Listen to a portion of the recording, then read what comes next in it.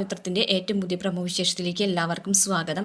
അങ്ങനെ വേദ വിക്രത്തിൻ്റെ അടുത്ത് തൻ്റെ ഫോട്ടോ കൂടി എഡിറ്റ് ചെയ്ത് ആ ഒരു പോസ്റ്ററിൽ ആഡ് ചെയ്തതിൻ്റെ പേരിൽ ഒരുപാട് പ്രശ്നങ്ങളൊക്കെ ഉണ്ടാവുകയാണ്. രാധ എന്ന് വെച്ച് കഴിഞ്ഞാൽ ആ ഒരു പോസ്റ്റർ കൊണ്ട് വിക്രത്തിന് കാണിച്ചു കൊടുക്കുമ്പോൾ വിക്രം ഇങ്ങനെ ഞെട്ടിപ്പോവുകയാണ് കേട്ടോ.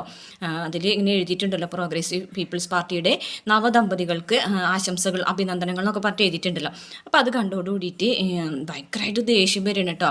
ഇതേ സമയം നന്ദിനിക്ക് കാര്യം മനസ്സിലാവാണത് ആരാണ് ചെയ്തത്. കാരണം നന്ദിനി ഒളിഞ്ഞു നിന്ന് കാണുന്നുണ്ടായിരുന്നു വിക്രത്തിൻ്റെ ഫോണൊക്കെ നോക്കുന്നത്. അപ്പോൾ നന്ദിനി ഇങ്ങനെ വേദന നോക്കുന്നുണ്ട്. അപ്പോൾ വേദയാണെന്നുണ്ടെങ്കിൽ ഇങ്ങനെ ഒന്നും മിണ്ടരുത്, കൊന്നു കളയുന്നൊക്കെ ഇങ്ങനെ ആംഗ്യം കാണിക്കുന്നുണ്ട്. നന്ദിനി ഇങ്ങനെ പേടിച്ച് വിറച്ച് നിൽക്കുന്നുണ്ട്.